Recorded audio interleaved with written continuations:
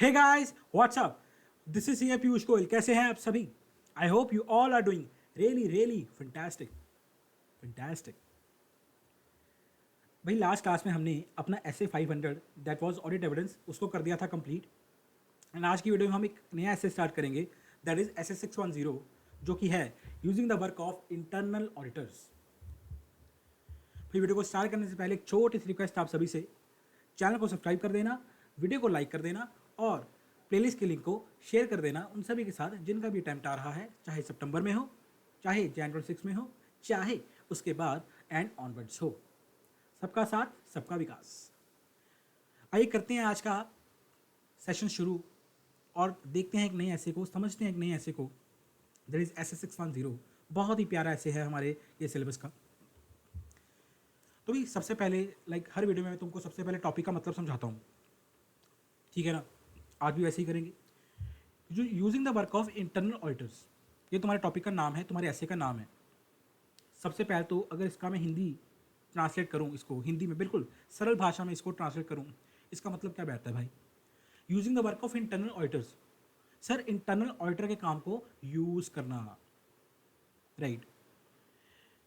ये इसका मतलब बैठता है कि मतलब सर जो इंटरनल ऑडिटर काम करता है हम उसके काम को यूज़ करेंगे, ठीक है भाई। काम तो तुम तब यूज़ करोगे जब तुमको पता होगा कि इंटरनल ऑडिटर कौन होता है और वो काम करता क्या है, तभी करोगे ना यार। जब तुम्हें यही नहीं पता कि वो काम क्या करता है एक इंटरनल ऑडिटर, तो तुम यूज़ क्या करोगे? तो मैं आगे चैप्टर क्या पढ़ाऊँ? तो सबसे पहले तुम लोगों को मैं एक ब्रीफ बैकग्राउंड देना चाहूँगा अबाउट इंटरनल ऑडिट।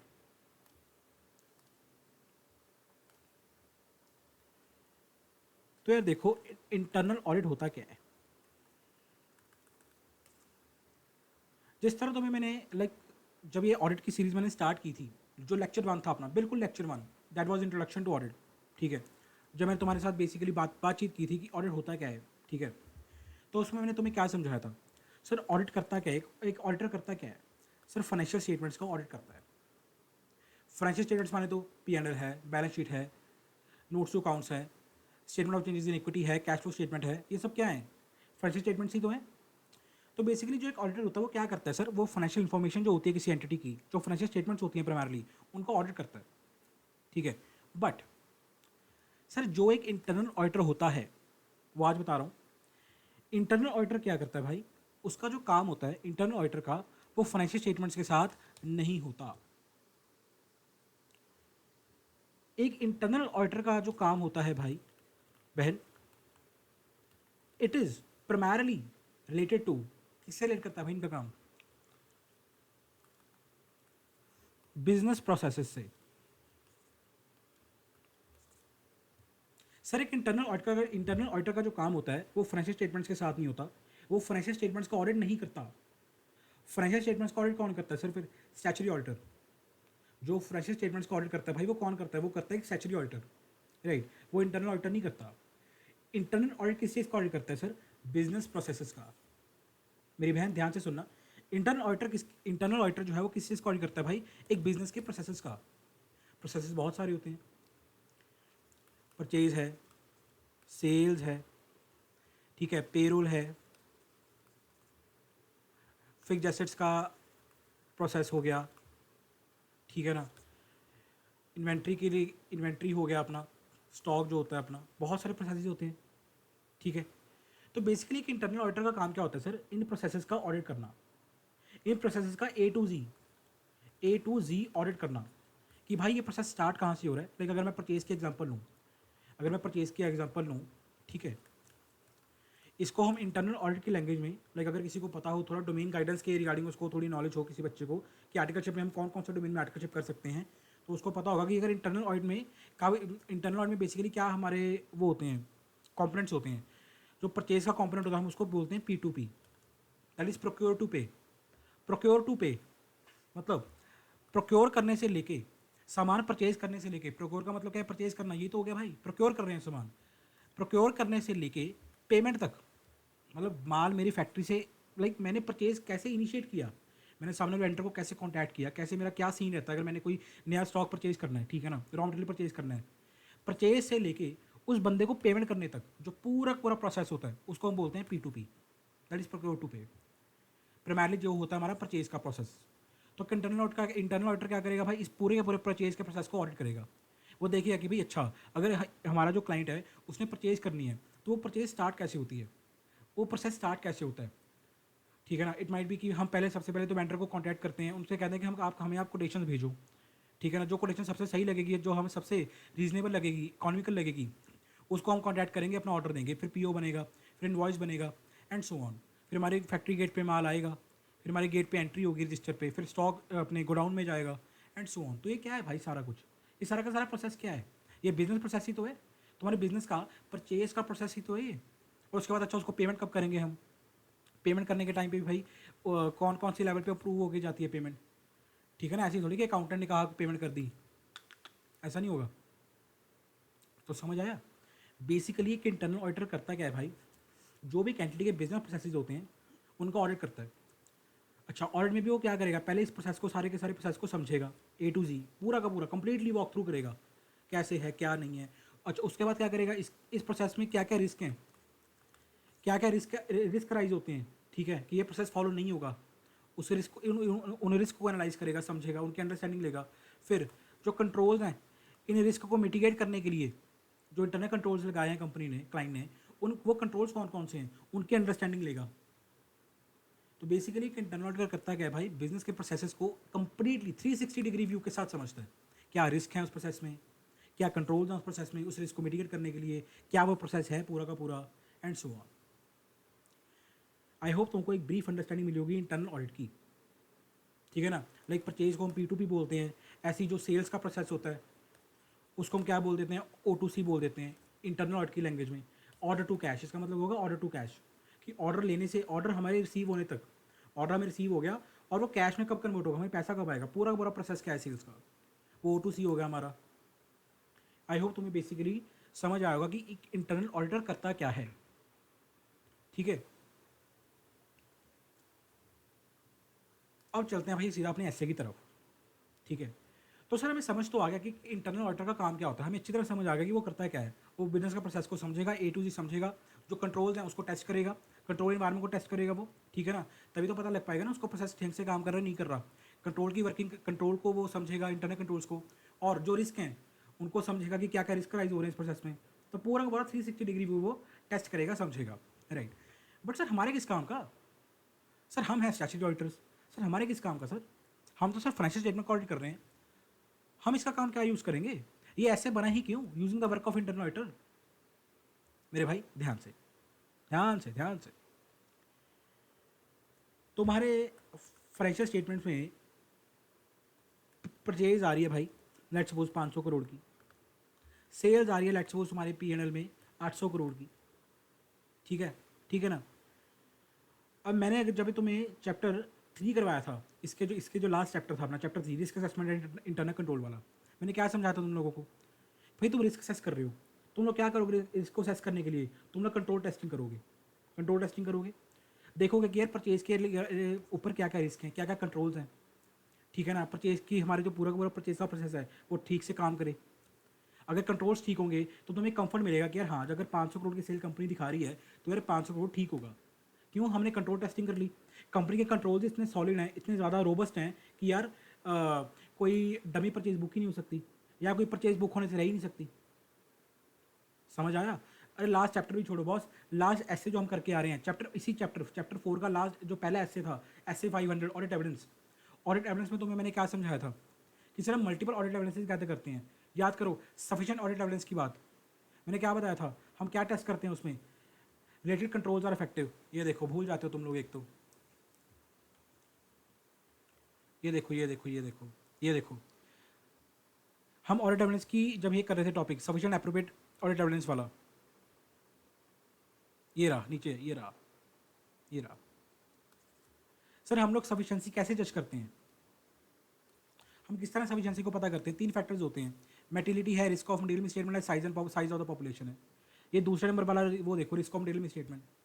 अब रिस्क को करने के लिए तुम लोग क्या करोगे भाई, रैप लगाओगे, रिस्क असेसमेंट प्रोसीजर लगाओगे।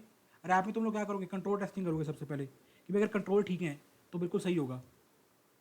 और तो ऊपर एक और पॉइंट था तुम्हारा, यहाँ पे ही था कहीं पे, रिलायबिलिटी, हाँ ये रहा, ये रहा, रिलेटेड कंट्रोल्स आर इफेक्टिव। तुम्हारे ऑडिट एविडेंस की रिलायबिलिटी इंक्रीज होगी जब कंट्रोल्स जो हैं, उस प्रोसेस के कंट्रोल्स हैं, वो इफेक्टिवली काम कर रहे हैं, दे आर इफेक्टिवली वर्किंग। को कहने का मतलब तुम्हारे लिए भाई कंट्रोल टेस्टिंग बहुत मायने रखती है। तुम लोग भी इंटरनल कंट्रोल्स की टेस्टिंग करते हो। चैप्टर 3 में बड़ा अच्छी तरह हमने पढ़ा है, ऐसे 500 में भी तुम्हें मैंने समझाया। अब तुम सोचो इंटरनल ऑडिटर क्या कर रहा है, वो तो भी यही कर रहा है, वो तो भी यही कर रहा है ना भाई। वो अगर मैं परचेज़ की बात करूँ, वो क्या कर रहा है, परचेज़ के प्रोसेस को समझेगा, जो भी रिस्क है उनको अंडरस्टैंड करेगा, और उन रिस्क को मिटिगेट करने के लिए, उस रिस्क को कम करने के लिए, प्रिवेंट करने के लिए क्या क्या कंट्रोल्स हैं, ठीक है, जो डिटेक्ट कर सकते हैं, प्रिवेंट कर सकते हैं, उन कंट्रोल्स की टेस्टिंग करेगा, उन कंट्रोल्स को समझेगा, ठीक है ना। तो यार देखो, वो तुम्हारा काम ऑलरेडी कर रहा है, वो तुम्हारा काम ऑलरेडी कर रहा है, वो वही कंट्रोल की टेस्टिंग कर रहा है, वो उसी के पूरे प्रोसेस को समझ रहा है, वो पेन डाउन कर रहा है, प्रॉपर डॉक्यूमेंटेशन कर रहा है वो उसी के पूरे प्रोसेस की, ठीक है ना, कि ये प्रोसेस इस तरह परचेज का प्रोसेस काम करता है। अब समझो भाई, तुम लोग तो भी यही करते हो। जब तुम परचेज का, सपोज परचेज के तुम ऑडिट कर रहे हो, इस लाइन आइटम का ऑडिट कर रहे हो परचेज का, तुम लोग क्या करोगे, पूरे के पूरे प्रोसेस को समझते हो। मैंने तुम्हें यही सिखाया है, परचेज के प्रोसेस को समझोगे, कंट्रोल टेस्टिंग करोगे, रिस्क को एनालाइज करोगे, फिर अपना डिसीजन बनाओगे, कंक्लूजन बनाओगे यार कि यार ठीक है नहीं ठीक, यही कर रहा है भाई, वो ऑलरेडी कर रहा है। वो इंटरनल ऑडिटर जो है वो ऑलरेडी यही कुछ तो कर रहा है, तो दोबारा दोबारा क्यों करो भाई, वाई टू रिपीट। हम उसी का काम, हम क्यों ना ऐसा करें कि हम उसी का काम यूज़ कर लें, हम उसी को बोल दें, ये सुनना, ये सुनना, सुन सुन, ये सुनना भाई भाई भाई भाई सुन, तू भाई मेरा भाई, बिल्कुल भाई, तूने वो काम किया, तूने कंट्रोल टेस्टिंग की, तूने प्रोसेस को समझा, तूने डॉक्यूमेंट किया, तूने रिस्क को एनालाइज किया ना, बिल्कुल किया भाई, बिल्कुल किया। अब ऐसा करना भाई, अपन भाई भाई है ना, जो तेरा वो मेरा, जो मेरा वो तेरा, ऐसा करना, तो अपनी रिपोर्ट मेरे को दे दे, मैं उसको पढ़ लूँगा, उसको एनालाइज कर लूँगा, और अपना ओपिनियन, अपना कंक्लूजन भी सॉर्ट ऑफ निकाल लूँगा। Why to do repeat same task again. और तुम लोग तो छोड़ो भाई, अगर मैं कंपनीज की बात भी करूँ, तो कंपनीज के लिए भी भाई बहुत ज़्यादा ये बेसिकली एक डिफिकल्ट टास्क बन जाता है दोबारा दोबारा ऑडिट करवाना अपना। एक होता क्या है कि सबसे पहले तो देखो, जो स्टैट ऑडिटर है, जो तुम लोग जो फाइनेंशियल स्टेटमेंट्स का ऑडिट कर रहा है, वो तो कर ही रहा है ऑडिटर, ठीक है, वो अपना काम करेगा। पहले तो वो आएगा, पूछेगा तुम्हें कि यार मेरे को ये सारा का सारा प्रोसेस आप समझाओ, परचेज का क्या क्या कंट्रोल्स है, सबकी वर्किंग करनी है, मेरे को सब एनालाइज करना है, ठीक है। और ऊपर से इंटरनल ऑडिटर भी यही काम कर रहा है, वो भी ये बात दोबारा दोबारा यही काम कर रहा है, परचेज का मेरे को समझना है, ये करना है, कंट्रोल क्या है मेरे को टेस्ट करना है, मेरे को वॉक थ्रू लेना है कंट्रोल का, एंड सो ऑन। जो बंदा होगा, लेट्स सपोज परचेज का जो सुपरवाइजर है, परचेज हेड है, वो क्या कहेगा कंपनी का, वो क्या कहेगा, साहब ऐसा करो, मैं नौकरी छोड़ देता हूँ, पहले इन ऑडिटर्स की हेल्प कर देता हूँ, मैं अपना काम करूँ बैठ के यहाँ पे, या इन ऑडिटर्स की हेल्प करूँ। एक ऑर्डर जाता है, दूसरा आ जाता है, दूसरा जाता है, तीसरा आ जाता है, मैं करूँ क्या भाई। एक बंदे को जब समझा चुका तो दूसरा दूसरा दोबारा दोबारा क्यों समझाऊँ मैं, समझ रहे हो। आई होप तुमको बेसिकली एक बीफ बैकग्राउंड मिला होगा कि भाई जो ऑलरेडी वो काम कर रहा है इंटरनल ऑडिटर, हम उसको ही यूज़ कर लें, समझ रहे हो। This is the relevance of N S 610, that's why ये ऐसे आया, ठीक है ना। इसको गवर्न करता है इसी चीज़ को भी, तुम क्या क्या काम यूज़ कर सकते हो, किस हद तक यूज़ करते सकते हो उसका काम, ठीक है ना, क्या क्या लिमिटेशन है, क्या क्या तुम्हें चीज़ों का ध्यान रखना है, क्या क्या फैक्टर को कंसीडर करना है अगर तुम किसी इंटरनल ऑडिटर का काम यूज़ कर रहे हो, and so on. I hope तुम्हें समझ आया होगा, राइट। तुम्हें एक बैकग्राउंड मिला होगा इस चैप्टर के रिगार्डिंग। आइए करते हैं इस चैप्टर को स्टार्ट अप, ठीक है। बड़ा ईजी ऐसे है भाई, बहुत ईजी ऐसे है, बिल्कुल टेंशन मत लेना, बड़ा ईजी स्टैंडर्ड है, बड़ा लॉजिकल स्टैंडर्ड है। हर वैसे तो हर चीज़ ही लॉजिकल है ऑडिट में लॉजिकल चीज़ कोई है ही नहीं, ठीक है ना, हर चीज़ प्रैक्टिकल है। मैं तो डे वन से ही कह रहा हूँ, अपन तो मंत्रा भी एक ही है, study with logic, right. But ये ऐसे भी पूरा इसी तरह लॉजिकल है, तुम्हें पता लगेगा जब मैं तुम्हें समझाऊंगा। अब देखो, सबसे पहले भाई है तुम्हारा इंटरनल ऑडिट फंक्शन, ठीक है ना। होता क्या है कि भाई, अगर अगर तुम्हें लॉ पढ़ी हो, तुम्हारा सब्जेक्ट है जो पेपर है तुम्हारा लॉ का, लॉ में तुम्हें अगर सेक्शन पढ़ लिया हो, सेक्शन 138 होता है, कंपनीज एक्ट 2013 का सेक्शन 138, वो किसके रिगार्डिंग है भाई, वो इंटरनल ऑडिट के रिगार्डिंग ही है। सेक्शन 138 कंपनीज एक्ट का, वो क्या कहता है, वो सडन क्लास ऑफ कंपनीज को प्रेस्क्राइब करता है कि यार आपको इंटरनल ऑडिट करवाना मैंडेटरी है, ठीक है ना। वो यही तो कहता है कि उस कंपनी को, अगर आप ये इस क्राइटेरिया में फॉलो करते हो, कुछ सर्टेन कंडीशंस है, कुछ पैरामीटर्स हैं, अगर आप इन पैरामीटर्स को, इन कंडीशंस को अगर आप अगर आप कंडीशंस आपके ऊपर लग रही हैं, अप्लाई हो रही हैं, तो भाई आपको इंटरनल ऑडिट करवाना पड़ेगा, ठीक है ना। अब होता क्या है कि भाई इसी इसी वजह से जो कंपनीज होती हैं, उनका पूरा पूरा एक इंटरनल ऑडिट फंक्शन होता है अपने बिजनेस में, कंपनीज में, ठीक है ना, बिकॉज जब कंपनी सेट नहीं कह दिया कि यार आपको मैंडेटरी ऑडिट करवाना पड़ेगा इंटरनल ऑडिट का, ठीक है, आपको करवाना पड़ेगा, तो उनका पूरा पूरा फंक्शन होता है इंटरनल ऑडिट का, बिल्कुल होता है। या अच्छा, अगर कंपनी सेट ने मैंडेटरी नहीं किया, अगर company set sorry company set तो मैंडेटरी करता ही करता है सर्टन क्लास ऑफ कंपनीज के ऊपर, सेक्शन 138। मैं कह रहा हूँ अगर तुम्हारे ऊपर वो सर्टन प्रोविजन नहीं लग रही, जो लिमिट्स होती हैं कि इतनी तुम्हारी टर्नओवर हो, इतनी तुम्हारी बोरिंग्स हो, मेरे को लिमिट इस टाइम याद नहीं है, ठीक है ना, मेरे लिए इस टाइम रेलेवेंट है वो कि मैं लॉ का सेक्शन तुम्हें कोट करूँ, ठीक है ना, हमारे लिए रेलेवेंट अपना सब्जेक्ट है ऑडिट। अगर तुम्हारे ऊपर लिमिट नहीं लग रही, तो भी भाई जो बहुत अच्छी कंपनीज होती हैं, जो क्रीम कंपनीज होती हैं, वो क्या करती हैं भाई, उनका एक इंटरनल ऑडिट फंक्शन होता है अपनी कंपनी के अंदर ही, जो बेसिकली वो अपने एम्प्लॉयज़ हायर करते हैं। वो इसी तरह जो अपना वो हायरिंग करते हैं ना, वो एम्प्लॉयज़ भी अपने हायर करते हैं इसी रोल के लिए, इंटरनल ऑडिट के रोल के लिए। जो भी बड़ी, तुम जब सीए बन जाओगे, तुम लोग जॉब के लिए अप्लाई करोगे, तब तुम्हें पता लगेगा भाई जो अच्छी कंपनीज है, काफ़ी अच्छी कंपनीज है, इंडिया की रीनोन कंपनीज हैं, जो अच्छे अच्छे कॉन्ग्लोमरेट्स हैं, वो हायर करते हैं स्पेसिफिकली इंटरनल ऑडिट के लिए, चार्टर्ड अकाउंटेंट्स को वो हायर करते हैं कि आप हमारे कंपनी का इंटरनल ऑडिट करो। बिकॉज अगर तुम्हें पता हो भाई, इंटरनल ऑडिटर ज़रूरी नहीं है कि चार्टर्ड अकाउंटेंट करे या एक कॉस्ट अकाउंटेंट ही करे, वो एक एम्प्लॉय भी कर सकता है कंपनी का। अगर नहीं पता था तो मैं आज बता रहा हूँ, अगर पता था तो बहुत अच्छी बात है भाई। इंटरनल ऑडिटर जो है वो ज़रूरी नहीं कि एक चार्टर्ड अकाउंटेंट ही हो या कॉस्ट अकाउंटेंट ही हो, सब वो एक एम्प्लॉय भी कर सकता है कंपनी का। दैट्स द कंपनीज हायर करते हैं एम्प्लॉयज़ को, ठीक है। तो इंटरनल ऑडिट फंक्शन उसी फंक्शन के रिगार्डिंग बात करता है भाई, जो फंक्शन कंपनीज के अंदर होता है इंटरनल ऑडिट को गवर्न करने के लिए, ठीक है ना, जो पूरा पूरा ये प्रोसेस मैनेज करता है उनका फंक्शन, वो चीज़ है, पहले उसको समझो। क्या क्या आता है भाई इंटरनल ऑडिट में, ऑलरेडी डिस्कस कर चुके हैं भाई। इंटरनल कंट्रोल की टेस्टिंग आएगी, मैं तुम्हें बता चुका हूँ जब बैकग्राउंड बताया था तुम लोगों को कि भाई प्रोसेस समझेगा, कंट्रोल समझेगा, कंट्रोल की टेस्टिंग करेगा, इवेल्युएट करेगा कंट्रोल्स को। रिस्क मैनेजमेंट, साहब उस प्रोसेस में कौन कौन से रिस्क आ रहे हैं, वही बताया था तुम लोगों को। प्रोसेस, उसके लिए उसमें कौन कौन से रिस्क हैं, प्रोसेस क्या है, रिस्क कौन कौन से हैं उस प्रोसेस में, और तीसरा उस रिस्क को मिटिगेट करने के लिए, प्रिवेंट, डिटेक्ट एंड करेक्ट करने के लिए कौन कौन से कंट्रोल्स हैं। रिस्क मैनेजमेंट करेगा, इंटरनल कंट्रोल की टेस्टिंग करेगा, और तो और गवर्नेंस का भी ध्यान रखेगा, जो इंटरनल ऑडिट का डिपार्टमेंट होगा। गवर्नेंस में क्या करेगा सर, ये पढ़ा देता हूँ। इवेल्युएट करेगा access practices, performance, accountability, communication, risk and controls, assess communication among management, auditors and those charge with governance. Basically सब गवर्नेंस का मतलब क्या होता है, गवर्न करना, किसी चीज़ को मैनेज करना। कंपनी का मैनेजमेंट का प्रोसेस कैसा है, क्या इफेक्टिवली कम्युनिकेशन हो रही है ऑडिटर और मैनेजमेंट के बीच में, या TCW की इन्वॉल्वमेंट कितनी है, ठीक है ना, क्या क्या रिस्क है उनकी कम्युनिकेशन में, ये देखो कम्युनिकेशन में रिस्क कौन कौन सा है। बेसिकली उस गवर्नेंस के प्रोसेस को भी मैनेज करता है। वो तो ऑब्वियसली मैनेज हो ही जाएगा भाई, जब तुम्हारे इंटरनल ऑडिटर क्या कर रहा है, पूरे के पूरे प्रोसेस का ऑडिट कर रहा है, पूरे के पूरे प्रोसेस को देख रहा है, A to Z 360 degree view देख रहा है भाई, तो उसमें जो कम्युनिकेशन होगी उनको तो भी वो देखेगा ही ना यार। रिस्क देख रहा है, कंट्रोल्स क्या क्या है वो देख रहा है, सब कुछ उसको वो टेस्टिंग करेगा। आई होप तुमको समझ आ गया होगा अब तक जितना मैंने पढ़ाया है। एग्जाम्पल क्या है सर इसकी, एक एग्जाम्पल दे दो सर इंटरनल ऑडिट की। एग्जाम्पल दे ही चुका हूँ तुम्हें, पढ़ा देता हूँ तुम्हारी तसल्ली के लिए। The internal function may perform tests or procedures to provide assurance to management and those charged with governance on the design, implementation and operating effectiveness of internal controls। वही बात आ गई भाई इंटरनल कंट्रोल्स की, कि वो करेगा क्या भाई, वो करेगा क्या, एक इंटरनल ऑडिटर करेगा क्या, ठीक है। इंटरनल ऑडिट फंक्शन में कुछ ऐसा कंफ्यूज ना हो कि कौन सा फंक्शन आ गया, ये वही फंक्शन है भाई जो कंपनीज में बेसिकली इंटरनल ऑडिटर्स अपॉइंट करती है कंपनीज, उनका जो डिपार्टमेंट होता है इंटरनल ऑडिट का, उसका मतलब यही है। वो क्या करते हैं भाई, क्या काम करते हैं, पूरे के पूरे प्रोसेस को परफॉर्म करेंगे, सॉरी पूरे के पूरे प्रोसेस को समझेंगे, अपने प्रोसीजर लगाएंगे और समझेंगे कि कौन कौन से रिस्क हैं, और रिस्क को मिटिगेट करने के लिए क्या कंपनी के पास इफेक्टिवली कंट्रोल्स हैं, इंटरनल कंट्रोल्स हैं जो इफेक्टिवली ऑपरेट कर रहे हैं, उनके डिज़ाइन ठीक है और इम्प्लीमेंट हो रहे हैं नहीं हो रहे। समझ पा रहे हो, यस सर, कूल। अब चलते हैं अपने एसए के स्कोप के ऊपर, स्कोप ऑफ एसए 610।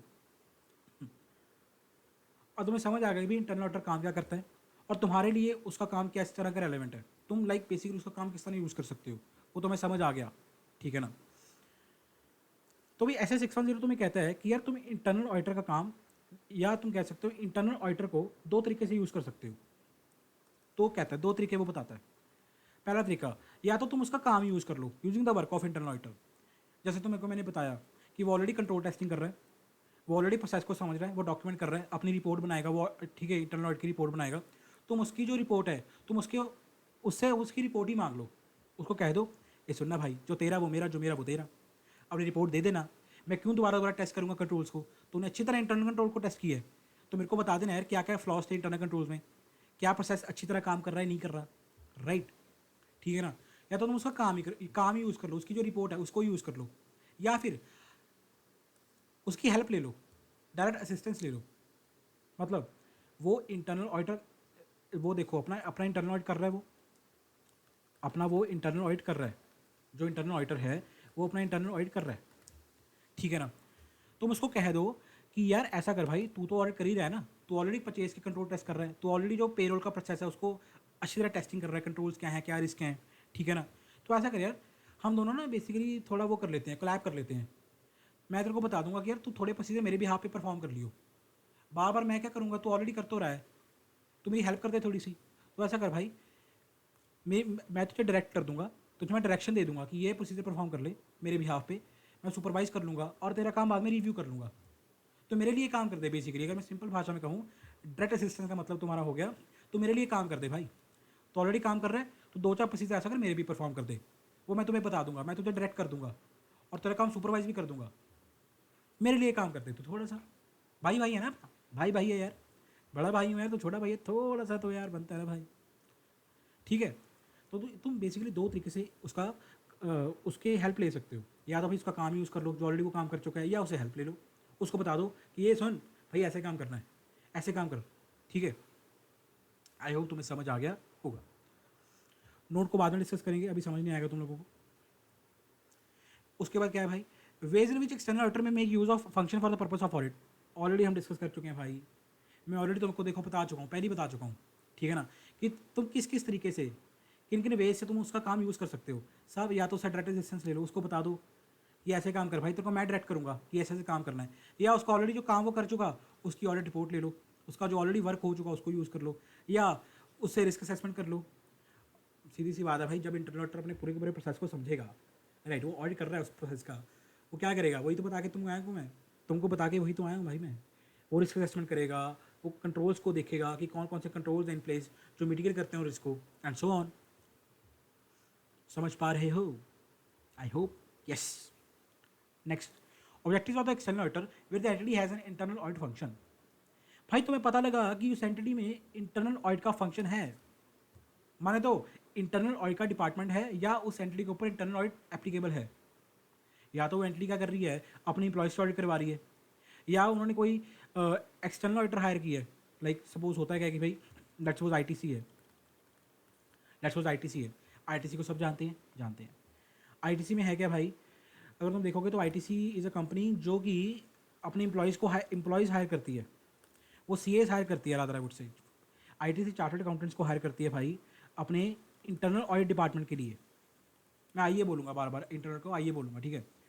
आईटीसी एक ऐसी कंपनी है भाई, और कंपनीज भी है, मेरे को इस टाइम करेंटली आईटीसी याद आ रही है। आईटीसी भाई एक ऐसी कंपनी है जो सीएस को हायर करती है। जब तुम सीए बन जाओगे, तुम लोग जब जॉब के लिए अप्लाई करोगे, लिंक्डइन पे सर्च कर लेना भाई, आईटीसी तुम्हें जॉब रोल ऑफर करती है सीएस को अपने इंटरनल ऑडिट डिपार्टमेंट के लिए, ठीक है? वो हायरिंग करती है, मतलब वो क्या करेगी, उनका वो अपने एम्प्लॉय से ही अपना इंटरनल ऑडिट करवाती है। उनको पता है कि सीएज हैं, चार्टर्ड अकाउंटेंट्स हैं, they are really well educated, उनके पास अच्छी कॉम्पिटेंस है, वेल एजुकेटेड है वो, ठीक है? उनको पता है कि किस तरह करते हैं, तो वो सीएस को हायर करती है अपने इंटरनल ऑडिट के फंक्शन के लिए कि आप हमारा इंटरनल ऑडिट करोगे अपनी ही कंपनी का, राइट? या लेट्स सपोज और कंपनी तुम लोग लगा लो, अगर तुम लोग चलो एग्जाम्पल रिलायंस की, अब ये तो भी हो सकता है कि क्या पता भाई जो आईटीसी रिलायंस है वो अपने एम्प्लॉय से ऑडिट ना करवाएं। मैं एग्जाम्पल ले रहा हूँ रिलायंस की, लेट्स सपोज रिलायंस अपने एम्प्लॉय से ऑडिट नहीं करवा रही, वो कहते हैं कि एम्प्लॉयज़ को छोड़ो, हम तो किसी बाहर जो ऑडिटर है उसकी ऑडिट करवाएंगे, लेट्स सपोज हम बिग फोर से ऑडिट करवाएंगे अपना, लेट्स सपोज सर हम बिग फोर से अपना इंटरनल ऑडिट करवाएंगे, ठीक है ना? तो उन्होंने बिग फोर की सर्विस ली इंटरनल ऑडिट के लिए।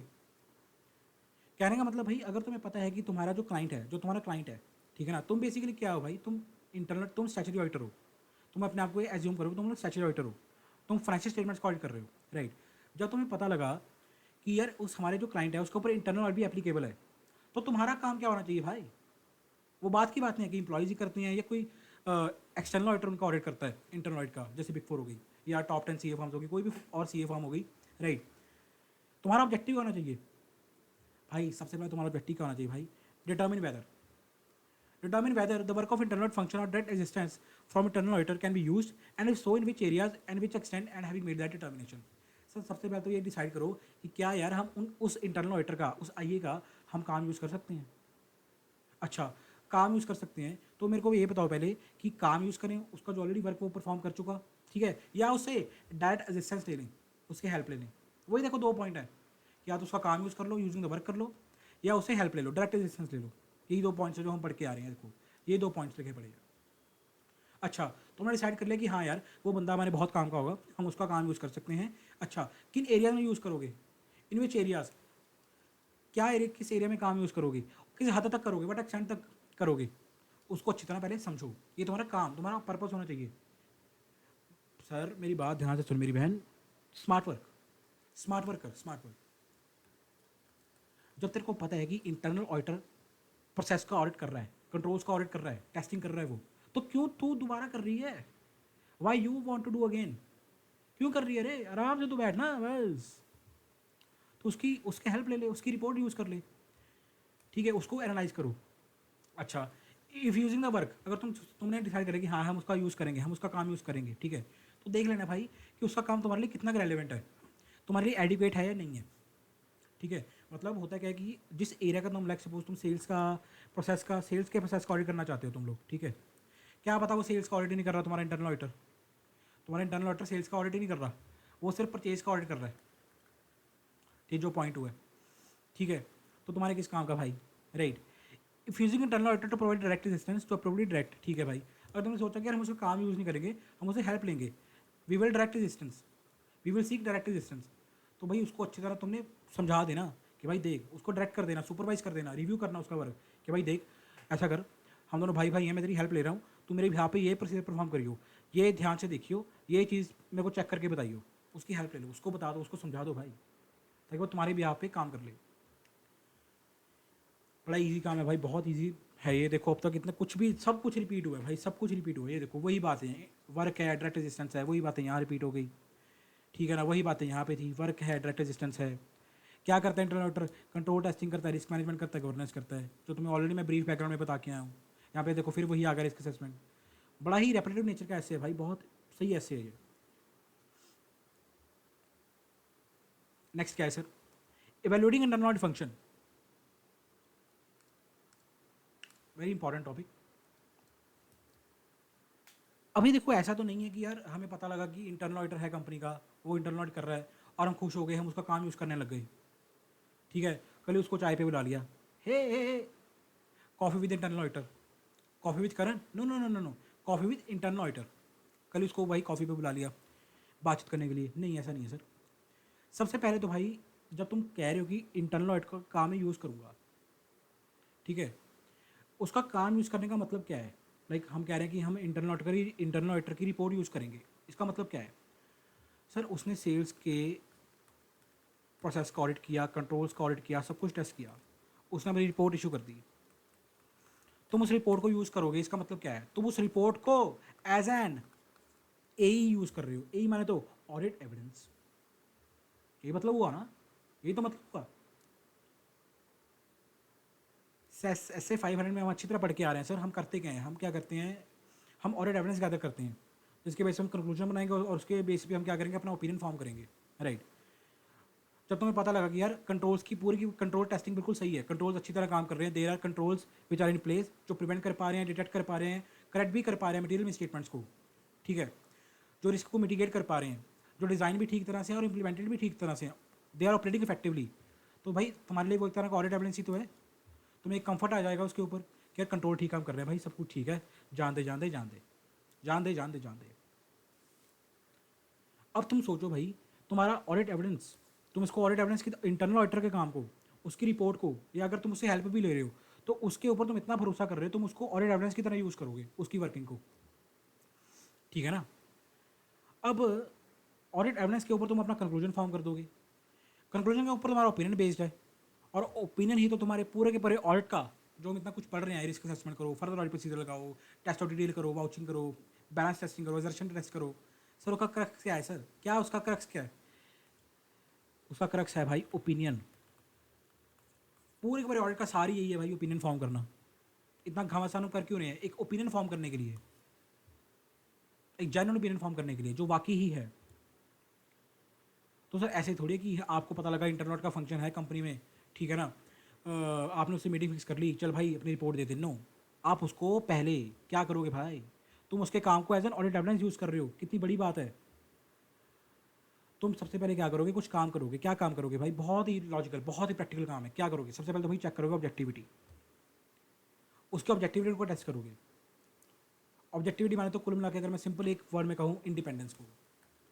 इसको हम डिटेल में डिस्कस करेंगे, ये देखो तुम्हारे टॉपिक है स्टडी मैन का, डिटेल में डिस्कस करेंगे। ऑब्जेक्टिविटी माने तो इंडिपेंडेंस, क्या वो इंडिपेंडेंट है, क्या उसके ऊपर किसी का दबाव तो नहीं है, क्या वो किसी के ऊपर उसके ऊपर किसी का इन्फ्लुएंस प्रेशर तो नहीं है, उसको चेक करोगे। नेक्स्ट पॉइंट, कॉम्पिटेंस को चेक करोगे, क्या वो बंदे के पास एक अच्छी वेल एजुकेटेड डिग्री है। लाइक जैसे हम चार्टर्ड अकाउंटेंट्स है सर, हमारे पास एक रेप्यूटेड क्वालिफिकेशन है, एक बहुत एक्सट्रीम क्वालिफिकेशन है सर, हम सीएज हैं, ठीक है ना। अगर हमको कोई बंदा पूछे कि अगर किसी को पता लगे अरे बंदा चार्टर्ड अकाउंटेंट है, तो उसके मन में क्या होगा, एक रिस्पेक्ट आएगी कि अरे बंदा बहुत पढ़ा लिखा बंदा है, इसको बहुत अच्छी तरह नॉलेज है इस काम की। क्या कॉम्पिटेंस है भाई उस बंदे की, कैपेबिलिटी है क्या उसमें, क्या उसको एक्सपोजर है इंटरनल फॉर्म करने का, ये ऐसी कंपनी का मन किया चल चल चल ये इंप्लॉइज़ आए इनको लगा दो इंटरनल का काम करने के लिए। चेक करो कॉम्पिटेंस। और third point, very very very important, systematic and discipline approach. उसके काम की अप्रोच कैसी है, क्या वो सिस्टमेटिक वे में अपना काम करता है, क्या वो डिसिप्लिन है, ये ऐसे ढीला सा बनता है। ऑडिट पे चला गया और कहने लग गया ओ यार ऑडिट तो भाई बहाने हैं, कंपनी ने ऐसी लगा दी ऑडिट पे, ऑडिट क्या करना है, अपनी भाई हो तुम लोग। वो अपना भाई है गोलू, वो परचेज संभालता है, वो परचेज का देखता है। वो अपना भाई है मन्ना, वो क्या करता है भाई, वो सेल्स को देखता है। अरे भाई वो मज़े में है अपने, उसकी अप्रोच ही बहुत गलत है, राइट। एक एक वर्ड को, एक एक पॉइंट को डिस्कस करते हैं टेक्निकली, थोड़ा और डीप डाइव करते हैं। तुम्हारी स्टडी मैट का टॉपिक है भाई, कहीं सोचो कि सर ऐसे ही करवा रहे हैं, तुम्हारे स्टडी मैट का टॉपिक है भाई, देखो मेरे को कुछ नहीं है, राइट। हो ऑब्जेक्टिवली तुम लोग क्या प्रूफ देखोगे, दैट ही इज परफॉर्मिंग दो टास्क विदाउट अलाउंग बायस पार्शियलिटी। इंडिपेंडेंस है, कुल मिला के इसका मतलब यही तो हुआ भाई, इंडिपेंडेंस है, वो बायसनेस नहीं रख रहा, वो पार्शियल नहीं है कंपनी के लिए। वो अपनी रिपोर्ट, वो अपना ऑडिट क्या कर रहा है, बिल्कुल इम्पार्शियल वे में कर रहा है। वो बायसनेस, वो अपना बायस से परे है भाई वो बंदा। उसको है कि जो असल में है कंपनी की पोजीशन, जो कंट्रोल्स की टेस्टिंग है, जो प्रोसेस का स्टेटस है, वो वैसे ही डॉक्यूमेंट करेगा, उसके ऊपर किसी का इन्फ्लुएंस नहीं है कि भाई तेरे को ऐसा कर, मेरे को पता है प्रोसेस ढंग से काम नहीं कर रहे, मेरे को पता है कंट्रोल में दिक्कत है, ठीक है, कंट्रोल काम नहीं कर रहे, इफेक्टिवली नहीं काम कर रहे वो, तो फिर भी लिखेगा कि इफेक्टिवली काम कर रहे हैं, ठीक है ना। उसको ऊपर किसी का इन्फ्लुएंस नहीं है। पहले तो उसका ऑब्जेक्टिविटी को टेस्ट करोगे, वो बंदा इंडिपेंडेंट है जो कर रहा है perform. Factors affecting the external auditors evaluation objectivity. Objectivity को वैल्यूएट करने के लिए क्या क्या फैक्टर्स अपने मद्देनजर रखोगे, क्या क्या कंसीडर करोगे। सबसे पहला, ऑर्गेनाइजेशन स्टेटस, उस बंदे का स्टेटस क्या है, उस बंदे का कंपनी में स्टेटस क्या है भाई, क्या उसके पास सफिशिएंट अथॉरिटी है, क्या क्या क्या उस बंदे के पास सफिशिएंट अथॉरिटी है जो दूसरे बंदे को गवर्न कर सके। पता लगे कि एक नया एक इंटर्न हायर किया कंपनी ने, उस इंटर्न को लगा दिया ऑडिट करने के लिए कि बेटा तू इंटर्न ऑडिट कर ले कंपनी का, ठीक है ना। उस इंटर्न के पास क्या अथॉरिटी है, घंटा अथॉरिटी है उसके पास। अगर परचेज वालों के पास जाएगा, सर मेरे को इंटर्न ऑडिट करना है, सर मैं इंटर्न ऑडिटर हूँ अपनी कंपनी का, ठीक है, मैं चेक करना चाहता हूँ। अरे बच्चा आ गया, बच्चा ऐसा कर यार इसको, बेटा तू ऐसा कर, बैठ, क्या पिएगा, बच्चा आ गया है तू। ऐसा नहीं होना चाहिए भाई, उसके पास सफिशिएंट अथॉरिटी हो, क्या स्टेटस है उसका ऑर्गेनाइजेशन में। वहीं एक बंदा हो भाई जो ऑलरेडी रिटायर्ड हो, ठीक है ना। मैंने पीएसयू को ऑडिट किया था अपने आर्टिकलशिप में, ठीक है। एक इंश्योरेंस सेक्टर में जो पीएसयू काम कर रही है, लीडिंग इंश्योरेंस सेक्टर में काम कर रही है पीएसयू में, उसको ऑडिट किया था आर्टिकलशिप में। तो उनका भी इंटरनल ऑडिट होता है, राइट। तो लाइक बातचीत में ये पता लगा कि उनका जो उनके एम्प्लॉयज़ हैं वो भी इंटरनल ऑडिट करते हैं, ठीक है। मैं अपने आर्टिकलशिप की बात बता रहा हूँ, उस पीएसयू के एम्प्लॉयज़ हैं वो भी इंटरनल ऑडिट करते हैं। और एम्प्लॉयज़ होते कौन है भाई, जो एम्प्लॉयज़ को ऑलरेडी 15 20 25 साल हो चुके हैं उस कंपनी में काम करते हुए, जो बिल्कुल एक डेजिग्नेटेड लेवल पे हैं, जो 50+ ईयर्स के हो चुके हैं ऑलरेडी, जो सीनियर लेवल पे पहुंच चुके हैं, जो सीनियरिटी में है, ठीक है, वो ऑडिट करते हैं भाई जा जाके। अब वो सीनियर बंदा है भाई, उसके पास क्या है, स्टेटस है सर उसके पास, उनके पास एक अच्छा खासा स्टेटस है, उनकी बात हर कोई मानेगा। वो अगर कहेंगे ना मेरे को रिपोर्ट चाहिए, बंदा डर जाएगा कि यार सीनियर आए हैं ऑडिट करने के लिए, जल्दी जल्दी रिपोर्ट ला। उनके ऊपर किसी का इन्फ्लुएंस नहीं है बॉस। स्टेटस बहुत मैटर करता है कि उस बंदे की पोजीशन क्या है, डेजिग्नेशन क्या है। ओवरसाइट, सर वो अपनी रिपोर्ट बेसिकली किसको दे रहा है, वो अपनी जो वर्किंग कर रहा है, अपना ऑडिट कर रहा है, वो अपनी फाइंडिंग्स किसको बता रहा है, TCWG को बता रहा है अगर वो, बहुत बड़ी बात है। इन्फोसिस है भाई, एग्जाम्पल की चलता हूँ इन्फोसिस की,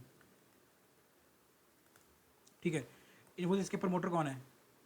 नारायण मूर्ति जी और सुधा मूर्ति जी, ये इनके इन्फोसिस के प्रमोटर्स हैं, ठीक है जी।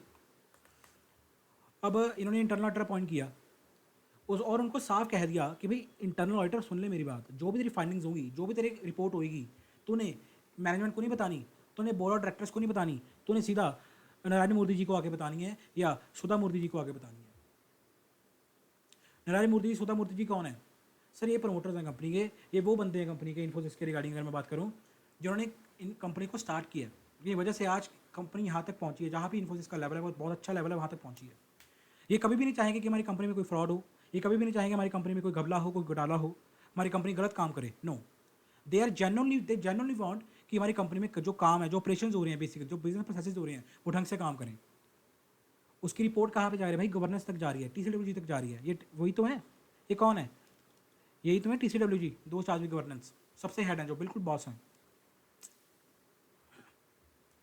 बहुत मैटर करती है इस चीज़ को, जब एम्प्लॉयज़ को भी पता है कि भाई पंगा मत ले ऑडिटर से, भाई पंगा मत ले, कहने को भाई मत ले भाई, सीधा सुधी साहब सीधा मूर्ति साहब को रिपोर्ट है इसकी, मत ले पंगा। रिस्ट्रिक्शंस क्या है उसके ऊपर भाई? तुम्हारे जो मैनेजमेंट है कंपनी की, उसने उसके ऊपर रिस्ट्रिक्शन लगा दी, ठीक है।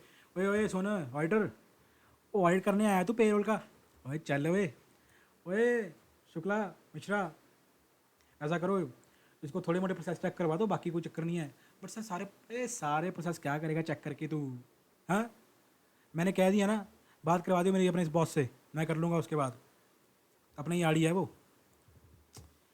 कोई रिस्ट्रिक्शन तो नहीं है भाई उसके ऊपर। क्या पता मैनेजमेंट जो है वो उसके ऊपर कोई लिमिटेशन लगा रही हो, उसके काम के ऊपर कोई रिपोर्ट नहीं दे रही, उसको वर्किंग करने नहीं दे रही, उसको ध्यान से देख लेना। Conflicting responsibilities, internal auditors have duties outside the audit function that mean pair there activity. भाई तुम CA हो लेट्स सपोज, ठीक है, तुम्हारा काम क्या है? तुम्हारा काम क्या है? इंटरनल ऑडिट भी तुम करते हो कंपनी का, जिस कंपनी में तुम एम्प्लॉय हो उस कंपनी का इंटरनल ऑडिट भी कर रहे हो, साथ ही साथ and you are also involve in the preparation of financial statement process. तुम P&L बैलेंस शीट भी सब बनाते हो, ठीक है। फाइनेंशियल स्टेटमेंट का प्रोसेस बनाने के लिए तुम्हारी जान पहचान सभी डिपार्टमेंट के साथ है, परचेज वाले, सेल वाले, पेरोल वाले, फिक्स्ड एसेट्स वाले, इन्वेंट्री वाले, सबके साथ तुम्हारी जान पहचान है, ठीक है ना, क्योंकि हर बंदे ने अपनी रिपोर्ट देनी है भाई इफेक्टिवली, राइट। और तुम लोग भाई परचेज का ऑडिट करने चले गए, परचेज का इंटरनल ऑडिट करने चले गए, वहाँ पे तुमने रिपोर्ट में कुछ ऐसा लिख दिया, ठीक है, जो उनके अगेंस्ट था, और तुम ऑलरेडी फाइनेंशियल स्टेटमेंट्स को ऑडिट भी कर रहे हो, सॉरी फाइनेंशियल में ऑडिट क्या गया, फाइनेंशियल स्टेटमेंट्स को प्रिपेयर भी कर रहे हो, ठीक है। पंगे तुमने परचेज वालों के साथ ले लिए, सेल वालों के साथ ले लिए, रिपोर्ट में कुछ गलत लिख दिया, तो भाई तुम्हारा अल्टीमेटली जो तुम्हारा उस वर्क ऑर्गेनाइजेशन में काम होगा, वर्किंग का काम होगा, वो बहुत दिक्कत आएगी तुम्हें आगे काम करने में, ठीक है ना। तुमने बेसिकली अपनी कंपनी में ही दुश्मन पाल लिए, अगर मैं सिंपल भाषा में कहूँ तो। अगर कोई बंदा इंटरनल ऑडिटर है जो मल्टीपल काम कर रहा है, एक तो है कि इंटरनल ऑडिटर जो एम्प्लॉई है तुम्हारा, उसका काम ही क्या है भाई, उस CA का काम ही क्या है कंपनी में?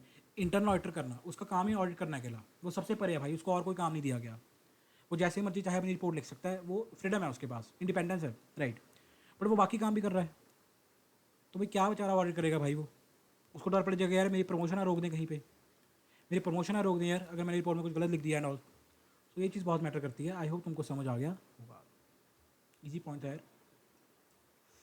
कॉम्पिटेंस के ऊपर आते हैं भाई। कॉम्पिटेंस का मतलब क्या है भाई? सीधी सी बात है, कैपेबिलिटी। क्या उसके पास एक एजुकेशन नॉलेज है, स्किल्स हैं उसके पास? क्या वो कॉम्पिटेंट है? उसके पास एक अच्छी खासी डिग्री है, एक्सपोजर है, स्किल्स हैं उसके पास? क्या जो दैट्स सो दैट वो अपना काम डिलीजेंटली परफॉर्म कर सके in according with any applicable professional standards. जैसे वही बात आ गई जो मैंने बता के आया तुमको। इसमें तुम लोग क्या चेक करोगे भाई? सबसे पहले तुम चेक करोगे टेक्निकल स्किल्स, कि उसके पास कोई एडिकेट ऑडिट की ट्रेनिंग है एंड प्रोफिशिएंसी है उसकी। लाइक अगर CA, हम CA लोग क्या होते हैं भाई? हम आर्टिकलशिप करते हैं 2 साल की, ठीक है। पहले 3 साल की होती थी, मैंने 3 साल की है, तो 2 साल की हो गई। अब तुम 2 साल की आर्टिकलशिप कर रहे हो। 2 साल के आर्टिकलशिप में तुम क्या सीखते हो? तुम सर प्रैक्टिकल एक्सपोजर सीखते हो। तुम लोग उस काम को, ऑडिट को करना कैसे है, तुम प्रैक्टिकली वर्किंग सीखते हो ऑडिट की, कि ऑडिट को करना कैसे है, ठीक है ना। तुम्हें एक्सपोजर है उस फील्ड में, तुम्हारे पास ट्रेनिंग है। तो जनरली अगर तुम्हें पता होगा कि यार एक CA कर रहा है, इंटरनल ऑडिट कर रहा है, तुम्हें ट्रस्ट आएगा उसके ऊपर कि यार बंदे के पास कॉम्पिटेंसी है, उस बंदे के पास कैपेबिलिटी है, क्योंकि उसके पास नॉलेज है। He is a member of ICAI, chartered accountant है भाई वो बंदा, कि अगर एक कॉस्ट अकाउंटेंट ऑडिट कर रहा है, अगर एक सीएमए ऑडिट कर रहा है कॉस्ट अकाउंटेंट, तो तुम्हें ट्रस्ट आएगा उसके ऊपर कि यार वो भी हमारा कॉस्ट अकाउंटेंट भाई है, उसके पास नॉलेज है, उसके बाद जो ट्रेनिंग थी उसके बाद उसने भी स्टैंडर्ड्स को पढ़ा है अच्छी तरह से, नॉलेज है उसके पास। Financial reporting knowledge, sir obviously बात है जो बंदा ऑडिट कर रहा है उसको भाई एंटिटी के पूरे फाइनेंशियल रिपोर्टिंग प्रोसेस की नॉलेज हो। फाइनेंशियल रिपोर्टिंग प्रोसेस क्या होगा तुम्हारा, बेसिकली पूरा का पूरा तुम्हारा एफएस प्रिपरेशन का प्रोसेस, एफएस प्रिपरेशन का प्रोसेस होगा तुम्हारा, ठीक है। पॉलिसीज एंड प्रोसीजर्स,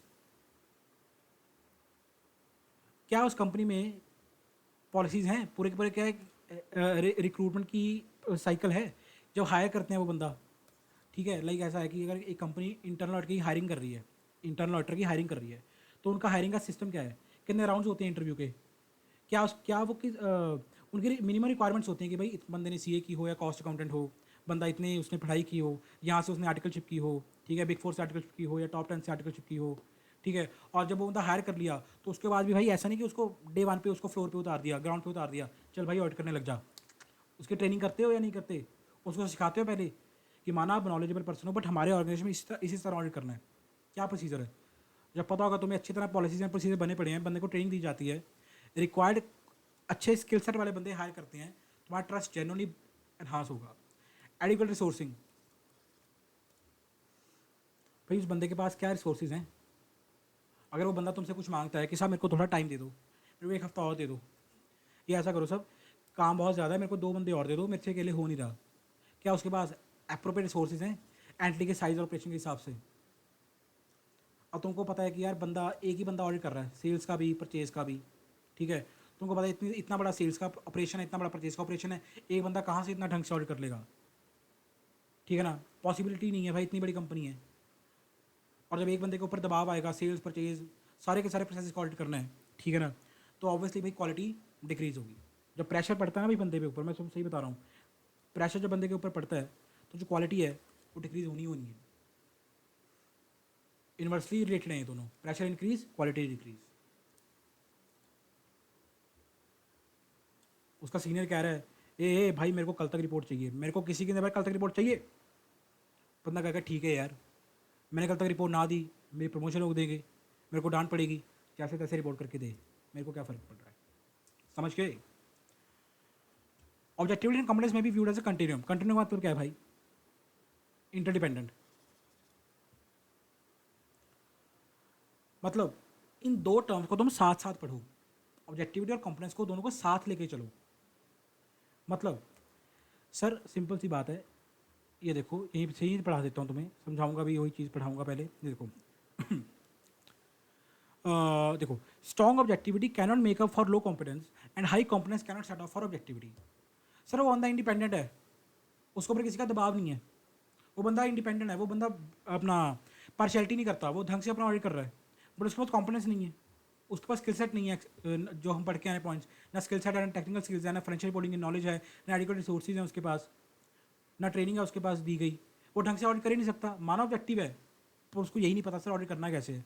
और एक तरफ बंदे के पास बहुत स्किल सेट है, बहुत स्किल सेट है, बट वो बंदा ऑब्जेक्टिव नहीं है, उसके ऊपर दबाव है अपने सीनियर्स का कि अगर तूने रिपोर्ट में गलत लिखा, तेरे मैनेजर को कह के तेरी प्रमोशन रोक देंगे, तेरे जॉब से निकाल देंगे। अगर तूने रिपोर्ट में कुछ गलत लिखा तो उसी के साथ साथ तू अपनी रिपोर्ट देगा, अपने हाथ से तो रिपोर्ट देगा, ऑडिट की रिपोर्ट देगा, और दूसरे हाथ से अपना टर्मिनेशन लेटर भी पकड़ लियो। उसके ऊपर दबाव है, ऑब्जेक्टिविटी नहीं है भाई उस बंदे के पास, तो क्या ऑडिट करेगा भाई वो बंदा, डर डर के ऑडिट करेगा वो। तो सर इन दोनों का होना बहुत ज़रूरी है, स्ट्रॉन्ग ऑब्जेक्टिविटी भी हो एंड हाई कॉम्पिटेंस भी हो।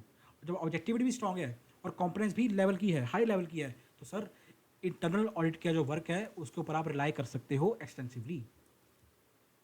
बहुत कॉमन सेंस वाला पॉइंट है, राइट। नेक्स्ट आता है भाई मेरे सिस्टमेटिक एंड डिसिप्लिन अप्रोच। वो बंदा अपना काम कैसे कर रहा है, सिस्टमेटिक वे में कर रहा है नहीं कर रहा, माने तो डॉक्यूमेंटेड प्रोसीजर्स, ठीक है ना, अपना वो हर काम प्रॉपर डॉक्यूमेंटेड वे में करता है। मतलब एक होता है ना कि वो मतलब बंदा मैसी सा नहीं है कि मतलब उसका अगर तुम काम चेक करोगे, उसकी रिपोर्ट चेक करोगे, उसकी वर्किंग पेपर चेक करोगे, ठीक है ना, उसके और जो उसके अपनी कैलकुलेशंस की हैं सब चेक करोगे, बड़े सिस्टमेटिक वे में है, बड़ा ही बंदा ऑर्गेनाइज्ड है वो बंदा। एक बंदा वो देख लो भाई जिसके पास कोई सीन ही नहीं है, उसको तुमने एक चीज़ पूछी उसको पता ही नहीं है, यार हाँ भाई वो भी कर रहा था यार, अभी ध्यान नहीं आ रहा है, भूल गया। वो रिपोर्ट दियो, हाँ दे रहा हूँ यार, यार भी मिलनी है यार, सॉरी यार पता नहीं कहाँ रख दी। एक वो इस तरह का बंदा है जिसको समझ ही नहीं आ रहा, शुद्ध बुद्धि नहीं है अपनी। क्वालिटी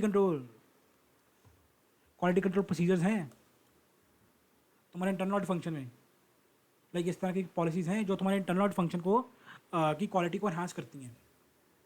कंपनी के जो क्या कंपनी के इस तरह की पॉलिसीज बनाई हुई है तुम्हारी कंपनी ने कि जिससे इंटरनल ऑडिटर को हेल्प मिले, उसके काम की एफिशिएंसी बढ़े। आई होप में यहाँ तक समझ आ गया होगा। Circumstances when work of internal function can not be used. भाई ऐसे कौन सी स्थितियाँ हैं, ऐसी कौन सी स्थिति है, हालात हैं, सर्कमस्टांसेस हैं, परिस्थिति है जब तुम इंटरनल ऑडिट का काम यूज़ नहीं कर सकते, जब तुम इंटरनल ऑडिट का काम यूज़ नहीं कर सकते। बड़ा इजी पॉइंट है मेरे भाई। सर मैं क्यों यूज़ नहीं करूँगा, किस स्मार्ट वर्क हर कोई बंदा करना चाहता है, जब मेरे बिहाफ पे वो ऑलरेडी बंदा काम कर रहा है तो मैं क्यों यूज़ नहीं करूँगा। कुछ कारण होंगे, कुछ ठोस कारण होंगे, वो कारण क्या है, जो तुम ऑलरेडी पढ़ के आए वही तुम्हारे कारण है। बंदा ऑब्जेक्टिव नहीं है, इंडिपेंडेंट नहीं है, बंदा दबाव है उसके ऊपर, इन्फ्लुएंस है। ऑब्जेक्टिव तो है, उसके बाद नॉलेज नहीं है, स्किल सेट नहीं है, कॉम्पिटेंट नहीं है। बंदा ऑब्जेक्टिव भी है, कॉम्पिटेंट भी है, सर उसकी अप्रोच नहीं है ठीक ऑडिट करने की। ये तीनों में से कोई भी कारण हुआ तो भाई उसका काम यूज़ नहीं कर सकते। आई होप तुम्हें समझ आया होगा। वही 3 पॉइंट्स जो हम डिस्कस करके आ रहे हैं। Using the work of internal audit function, भाई हमें अच्छी तरह चेक कर लिया, बंदे की ऑब्जेक्टिविटी चेक कर ली, बंदे की कॉम्पिटेंस लेवल चेक कर लिया, बंदे की अप्रोच भी चेक कर ली, और क्या निकल के आया, बंदा ऑब्जेक्टिव भी है, बंदा कॉम्पिटेंट भी है, और बंदे की जो अप्रोच है वो भी सिस्टमेटिक एंड डिसिप्लिन है। तो सर हम तो उसका काम अब यूज़ करने जा रहे हैं। सर कैसे करेंगे काम, आइए वो देखते हैं। Using the work of internal function, आइए वो देखते हैं। देखो मैंने तुम्हें स्टार्टिंग में चैप्टर की ये पढ़ाया था कि तुम इंटरनल ऑडिट का काम 2 तरीके से यूज़ कर सकते हो, 2 तरह से यूज़ कर सकते हो। या तो ये देखो, ये 2 तरीके थे भाई, या तो साहब आप क्या करो, उसका ऑलरेडी जो वर्क वो कर चुका, काम कर चुका है, तो उसको उसकी रिपोर्ट को यूज़ कर लो, या फिर उसको बता दो कि भाई ऐसा कर, तू ऐसे ऐसे कर ले, हमारे हिसाब से प्रोसीजर परफॉर्म कर ले, हम तेरे को बता देते हैं, हमारी हेल्प करते हैं, इसी तरह प्रोसीजर तुम्हें परफॉर्म करना है। वही 2 तरीके हमने नीचे डिस्कस किए पड़े हैं कि अगर आपने सोचा कि हम उसका काम यूज़ करेंगे, we plan to use the work, ठीक है, उसके लिए आप क्या क्या भाई, सबसे पहले आप कुछ चीज़ों को देखोगे, दे मस्ट, ठीक है ना, तुम किस चीज़ को ध्यान रखोगे। Discuss the plan use to coordinate, discuss the plan use to coordinate activities including timing, nature and strength, coverage methodology, sampling method, documentation. Okay भाई भाई भाई भाई, बहन बहन बहन, तुम्हारा जो बंदा है वो पेरोल के प्रोसेस का भाई आइए कर रहा है, इंटरनल ऑडिट कर रहा है, ठीक है। अब तुमको पता है यार, वो बंदा तुम्हारे बिहाफ पे पूरे पूरे पेरोल का प्रोसेस को समझ रहा है, कंट्रोल के टेस्टिंग कर रहा है, क्या क्या कंट्रोल्स हैं पेरोल के, क्या क्या रिस्क हैं, ठीक है ना, बहुत बड़ी बात है। तुम उसको as an audit evidence use करोगे उसके काम को, तो भाई पहले ही उसके साथ डिस्कस करके चुको, प्लान करो उसके साथ, उसके साथ कोऑर्डिनेशन बना के रखो कि कितना टाइम रहेगा, क्या क्या प्रोसीजर लगाएगा तू। अच्छा, उसको ये भी बता दे कि भाई क्या तू मेटेरियलिटी लेवल रखेगा, क्या तेरे सैम्पलिंग मेथड्स होंगे। सीधी सी बात है भाई, करोड़ों ट्रांजेक्शन हो रही हैं पेरोल में, ऐसा हो रहा है कि हर एक एक ट्रांजेक्शन को चेक करेगा, सैम्पलिंग लगाएगा। याद करो चैप्टर 1, 100 ट्रांजेक्शन हैं, 100 में से 10 चेक कर लेगा, 5 चेक कर लेगा, सैम्पलिंग लगाएगा भाई। 100% चेकिंग तो हम नहीं कर सकते। तो ये सब काम उसके साथ वो करके चलो, पहले से प्लान करके चलो, क्या डॉक्यूमेंटेशन होगी और क्या क्या तेरी रिपोर्टिंग प्रोसीजर्स होंगे, पहले उसका डिस्कस करके चलो, ठीक है ना। Read internal audit reports to understand the procedure performed and findings. जाहिर सी बात है भाई, उसने ऑडिट कर दिया और उसने अपनी रिपोर्ट इशू कर दी, जिसको हम बोलते हैं क्या है, internal audit report. Statutory auditor साहब पढ़ो उसको, उस रिपोर्ट को पढ़ो, अंडरस्टैंड करो। Third, perform sufficient audit procedures on the internal work to assess. Okay भाई, उसके ऊपर ब्लाइंडली ट्रस्ट मत कर लेना, उसके ऊपर ब्लाइंडली ट्रस्ट मत कर लेना। मानव बंदा ऑब्जेक्टिव भी है, सिस्टमैटिक अप्रोच भी फॉलो करता है और कॉम्पिटेंट भी है, पर उसके ऊपर ब्लाइंडली मत कर लेना कि यार ठीक है भाई, उसने पेरोल को ऑडिट कर दिया ना, बस ठीक है, जो उसने रिपोर्ट में लिख दिया मैं तो उसके ऊपर लाई करके अपना आगे के कंक्लूजन फॉर्म कर लूँगा। नो भाई, तुम भी अपने काम करो। You should also perform sufficient audit procedures. No doubt तुम रिलाई कर सकते हो उसके काम के ऊपर, रिलाई करोगे भी, ठीक है ना, अगर वो कंडीशन मेट करता है, बट ऐसा नहीं कि ब्लाइंडली ट्रस्ट कर लिया, आग बंद करके भरोसा मत करना, ठीक है। तुम भी अपने पार्ट पे थोड़े बहुत प्रोसीजर लगाओ, ठीक है, और देखो कि यार जो उसने लिखा है क्या वो वाकई है या नहीं है, उसके काम को असेस करो, ठीक है। बाकी ये बड़ा सिंपल पॉइंट है, कोऑर्डिनेशन बना के रखना, ठीक है ना, डिस्कशन करते रहना रेगुलरली, जो भी है तुम्हारी इन्फॉर्मेशन है सिग्निफिकेंट मैटर्स के ऊपर शेयर करते रहना जो एक दूसरे के काम आ सकती है, which may impact each other works. Access to टेलनॉट reports and communication of key findings, जाहिर सी बात है सर, जो भी तुम्हारी की फाइंडिंग्स होंगी ऑडिट की उनको एक साथ डिस्कस करना, बिकॉज तुम लोग दो भाई हो भाई, तुम लोग दो भाई हो, एक दूसरे के ऊपर ट्रस्ट करना बहुत ज़रूरी है और एक दूसरे के साथ बातें शेयर करना भी बहुत ज़रूरी है, राइट। बट जब तुम कहते हो कि यार हम उसका काम यूज़ नहीं करेंगे, हम उसको बता देंगे कि कैसे करना है, मतलब हम उसकी डायरेक्ट असिस्टेंस ले रहे हैं, उसकी हेल्प उससे हेल्प ले रहे हैं, तब क्या बातों का ध्यान रखोगे। सबसे पहला बात, लीगल रिस्ट्रिक्शंस। तूने तो भाई कह दिया कि मैं उसकी हेल्प ले लूँगा, क्या पता कोई लॉ इस तरह का हो, कोई लीगल रिक्वायरमेंट हो जो तुझे लीगली प्रोहिबिट करती हो कि इंटरनल ऑडिटर जो है वो अपनी वर्किंग किसी के साथ शेयर नहीं करेगा, वो नहीं करेगा, ठीक है। तो तुम ABC लिमिटेड का ऑडिट कर रहे हो, ठीक है, और लेट्स सपोज बिफोर उसका इंटरनल ऑडिट कर रही है, एक मिनट, हाँ रुको दोबारा बताता हूँ। तुम ABC, अबे यार क्या है, हाँ ABC लिमिटेड का तुम स्टैट्यूटरी ऑडिट कर रहे हो और बिग फोर क्या कर रही है, उसका इंटरनल ऑडिट कर रही है, लेट्स सपोज, ठीक है। क्या पता भाई कोई इस तरह की लीगल रिक्वायरमेंट हो जिससे बिग फोर कहे तुम्हें कि यार देखो यार ऑडिटर साहब, हम आपको अपनी वर्किंग शेयर नहीं कर सकते because legal restrictions are there, law ही अलाउ नहीं कर रहा कि हम अपनी वर्किंग किसी का शेयर करें, हमारे कॉन्फिडेंशियलिटी का वो ब्रीच होता है, समथिंग दैट होता है, कुछ भी हो सकता है, ठीक है। लीगल प्रोविजन को चेक कर लेना। Threats to their objectivity exist, simple वही वाला पॉइंट दोबारा आ गया कि जो तुम्हारा इंटरनल ऑडिटर है वो ऑब्जेक्टिविटी उसकी ब्रीच हो रही है, वही दोबारा घिसे पीटे पॉइंट्स हैं, कॉम्पिटेंट नहीं है सर, लैक करता है कॉम्पिटेंस को, जो काम है ठीक है वो जो काम कर रहा है, जजमेंट्स बहुत ज़्यादा उसमें सिग्निफिकेंट जजमेंट्स हैं, और जहाँ जजमेंट आ गई, जजमेंट का मतलब क्या है, तू कुछ सोच रहा है, वो कुछ सोच रही है, वो कुछ सोच रही है और मैं कुछ सोच रहा हूँ, हर बंदे का ओपिनियन क्या है, अलग है। टास्क ले to higher risk areas where more than limited judgment required, sir जो वो बंदा काम कर रहा है, जिस प्रोसेस का ऑडिट कर रहा है वो बहुत ही इसकी एरिया है जहाँ पे जजमेंट इन्वॉल्व है, वही दोबारा पॉइंट आ गया। तो यहाँ ये कौन सा पॉइंट है, टास्क ले to external auditor judgment about using the internal audit function, फिर जजमेंट वाला पॉइंट आ गया। इन पॉइंट्स को ध्यान रखना, अकॉर्डिंग अपना डिसाइड करना। रिटर्न एग्रीमेंट रिक्वायर्ड्स, भाई मेरे जब तुम उसका काम यूज़ कर रहे हो तो वह डेफिनेटली रिटर्न एग्रीमेंट ले लेना मैनेजमेंट से भी, कहीं बाद में मैनेजमेंट कहे कि सर आपने ये क्या कर दिया, आपने तो ऑडिट ढंग से किया ही नहीं, आपने तो जो इंटरनल ऑडिट वाला करके गया था आपने तो वही इसकी रिपोर्ट को ही अपना वो कर लिया, आपने फिर क्या किया, आपने क्या किया साहब, वो तो वो कर रहा था अपना काम, आपका काम क्या किया आपने, ठीक है। पहले भाई मैनेजमेंट से कह देना allowing internal auditor to follow external auditors instruction without interference, कि मैनेजमेंट भी कह दे। होता क्या कि ये बेसिकली उस तरीके से लिखा गया पॉइंट ये वाला कि अगर इंटरनल ऑडिटर जो है वो तुम्हारे क्लाइंट का एम्प्लॉई है, ठीक है, तो भाई जो तुम्हारी मैनेजमेंट है क्लाइंट की वो एम्प्लॉय को कह दे कि यार मेरी बात सुन, ये हमारे एक्सटर्नल ऑडिटर्स हैं, एक्सटर्नल तुम एक समझ लो तो स्टैट ऑडिटर्स तुम समझ सकते हो इस तरह से, ठीक है। इस ऐसे को समझने के लिए ज़्यादा भी घुसो मत इस वर्ड में, ठीक है, ज़्यादा अगर बताऊँगा तो कन्फ्यूज़ होगे, ठीक है। तो भाई उनकी बातें मानना, जो ऑडिटर साहब कह रहे हैं, बाहर वाले ऑडिटर साहब कह रहे हैं, स्टैट ऑडिटर्स कह रहे हैं, उनकी बात मान लेना, राइट।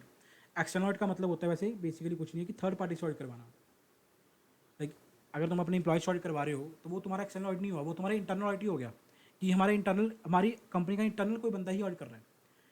एक्सटर्नल का मतलब क्या होगा, किसी एक्सटर्नल पार्टी से ऑडिट करवाना जो तुम्हें जानती नहीं है, जो इंडिपेंडेंट है तुमसे, right, from internal auditors.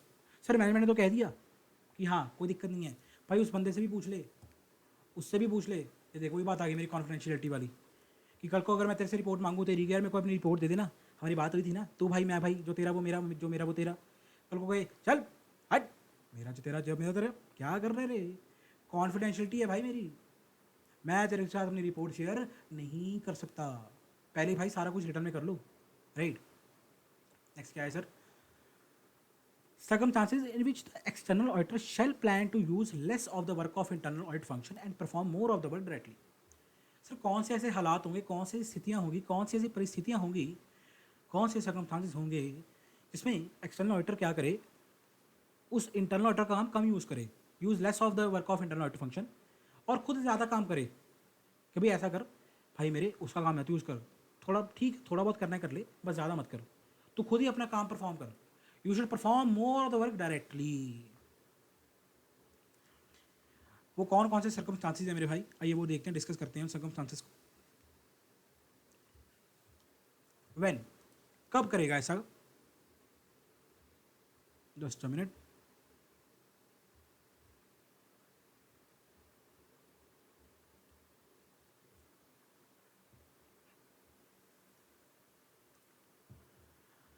Agreement judgment recording planning performing procedure valued और evidence.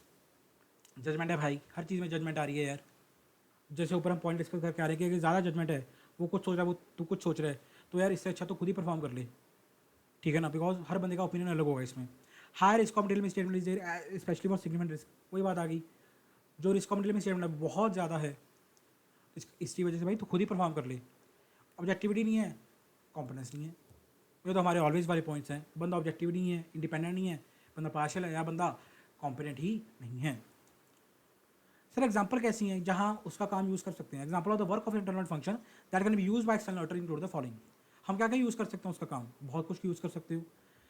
Testing of loading effectiveness of controls, जैसे मैंने बताया वो कंट्रोल टेस्टिंग करेगा तुम्हारी, उसको यूज़ कर सकते हो। ऑब्जर्वेशन ऑफ इन्वेंट्री काउंट्स, वो ऑलरेडी तुम्हारी यहाँ पे इन्वेंट्री के सारे प्रोसीजर को चेक कर रहा है, इन्वेंट्री काउंट कर रहा है, उसको यूज़ कर सकते हो। Testing compliance regulatory requirements, internal auditor क्या करता है भाई, उसका एक ऑल इंटरनल में बेसिकली काफ़ी सारे फील्ड्स होती हैं। लाइक वो क्या करते हैं, बिजनेस प्रोसेस को ऑडिट करते हैं, जो इंटरनल फाइनेंशियल कंट्रोल्स होते हैं उनको ऑडिट करते हैं, और तो और वो जो स्टैचुटरी रिक्वायरमेंट्स होती हैं, रेगुलेटरी रिक्वायरमेंट्स होती हैं, उनका भी ध्यान करते हैं, उनका भी ऑडिट करते हैं कि यार जो हमारी कंपनी के ऊपर एक्ट लग रहे हैं, कंपनी एक्ट लग रहा है, ठीक है, या तुम लगा लो अपना फैक्ट्रीज एक्ट लग रहा है, अगर तुम्हारी कंपनी फैक्ट्री है, ठीक है, लेबर लॉज लग रहे हैं, तो क्या उसके साथ हमारा क्लाइंट कंप्लाई कर रहा है, नहीं कर रहा, तो तुम उनकी वर्किंग को देख सकते हो। Tracing transaction through the information system relevant to financial reporting, सारे के सारे ट्रांजैक्शन का ऑडिट कर रहे हैं, जैसे मैंने बताया अच्छा खासा वो पूरा का पूरा प्रोसेस का ऑडिट कर रहे हैं, राइट। उनकी वर्किंग तुम देख सकते हो कि किस तरह उन्होंने ट्रांजैक्शन को ट्रेस किया है। और तो और substantial procedure involving limited judgments, यार जो वो प्रोसीजर परफॉर्म कर रहे हैं, ठीक है ना। अब सब्सटेंशियल प्रोसीजर में तुम क्या करते हो, इसमें तुम लोग क्या करते हो सर? टेस्ट ऑफ कंट्रोल्स करते हैं, और तो और सब्सटेंशियल एनालिटिकल प्रोसीजर परफॉर्म करते हैं। इसमें तुम क्या करोगे? टेस्ट ऑफ कंट्रोल करोगे, टेस्ट ऑफ कंट्रोल करोगे या नहीं करोगे? मेरे भाई वो ऑलरेडी मेरी बहन तेरे भी पे वो कर चुका है test of controls, use them, smart work करो ना कि hard work. Okay, distinguish between internal financial control and internal control of financial reporting.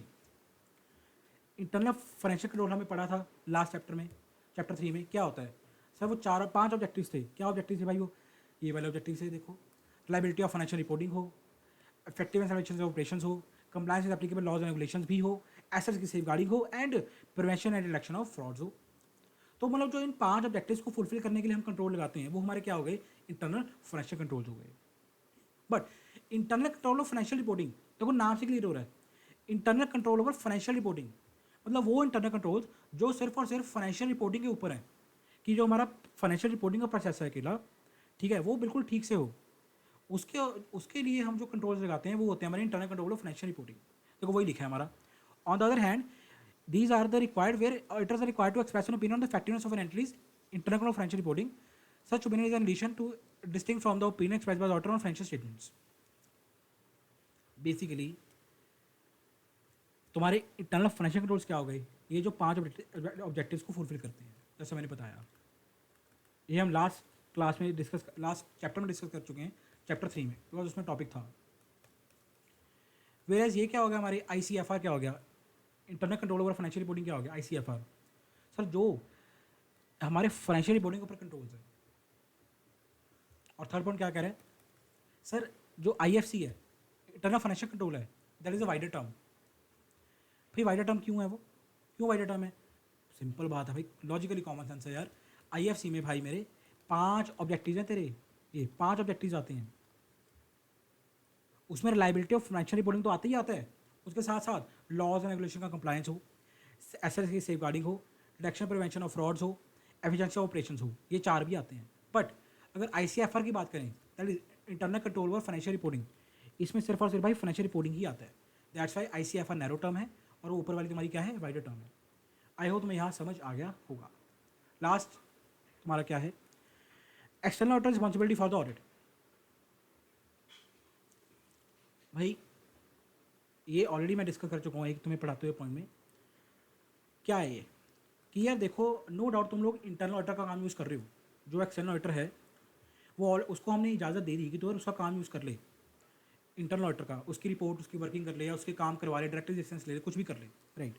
But इसका मतलब ये नहीं है कि तुम लोग खुद अपना ऑडिट नहीं कर रहे, तुम लोग उसकी ही वर्किंग के ऊपर रिलाई करके अपने कंक्लूजन निकाल रहे हो और उसी कंक्लूजन के बेसिस पे तुम लोग ओपिनियन फॉर्म कर रहे हो। नो सर, तुम ये नहीं कह सकते, मैं तुमको बताऊं, मैं अगर तुमको सिंपल भाषा में बताऊं, तुम ये नहीं कह सकते भाई कल को कोई दिक्कत आती है, कल को कोई प्रॉब्लम आती है, ठीक है, तो अगर तुम्हारे ऊपर उंगली उठती है, अगर तुम्हारे ऊपर उंगली उठती है भाई, ठीक है, कि यार इसने ऑडिट ढंग से नहीं किया, तुम ये नहीं कह सकते भाई मेरी क्या कसूर, मेरा क्या कसूर है, मैंने तो आईए की रिपोर्ट के ऊपर ट्रस्ट किया था, आईए की रिपोर्ट के ऊपर रिलाई किया था, आईए ने कंट्रोल टेस्टिंग की है, ठीक है ना, उसको जाके पकड़ा ना, मेरे को भी पूछ रहे हो ना, तुम ऐसा नहीं कह सकते हो। सर ये तुम्हारी खुद की जजमेंट है कि तुम कितने किस हद तक उसका काम यूज़ करते हो, ठीक है ना, मतलब उसके ऊपर ओवर रिलायंस करते हो इंटरनल के काम के ऊपर या किस तरह करते हो, तुम्हारी खुद की जजमेंट है, प्रोफेशनल जजमेंट है भाई। कल को तुम ये नहीं कह सकते कि सर मेरा कोई गलती नहीं है, ना ना जी ना, मेरा कोई गलती नहीं है, मैं तो क्लीन हूँ, उसने गलत ऑडिट किया है, मैंने तो उसके ऊपर ट्रस्ट किया है। ट्रस्ट क्यों किया भाई तूने, ऐसा नहीं कह सकते तुम क्योंकि इंटरनल ऑडिटर क्या है,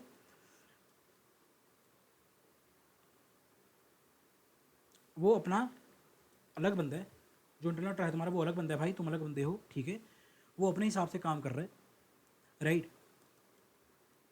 ये देखो, external auditor alone is responsible for audit opinion and responsibility remains unchange even when using work of internal audit function और internal auditors for direct assistance. वही बात कह रहा हूँ, भले ही तुम उसका काम यूज़ कर रहे हो उस बंदे का, बट तुम ये नहीं कह सकते कि यार मतलब उसका काम यूज़ कर लिया मैंने और जो मेरा ओपिनियन फॉर्म हुआ है वो अगर वो गलत फॉर्म हो गया मेरा ओपिनियन तो उसकी वजह से हुआ है, बिकॉज उसने कंट्रोल टेस्टिंग की, मैंने उसके ऊपर रिलाई किया और अल्टीमेटली मेरा फॉर्म, अगर मैंने गलत ओपिनियन इशू कर दिया, लाइक मैंने कह दिया कि ट्रू एंड फेयर व्यू है, कल को पता लगा 1-2 साल बाद ट्रू एंड फेयर व्यू नहीं था, फ्रॉड था एंटिटी में, तुम ये कह दो मैंने और ढंग से किया भाई, मैं तो उसके ऊपर रिलाई किया, ट्रस्ट किया है, नो, तुम भाई उसके ऊपर अपना इल्ज़ाम लगा के चुप नहीं सकते, क्योंकि तुम्हारा ऑडिट तुम्हारी ही रिस्पॉन्सिबिलिटी है, your audit your responsibility.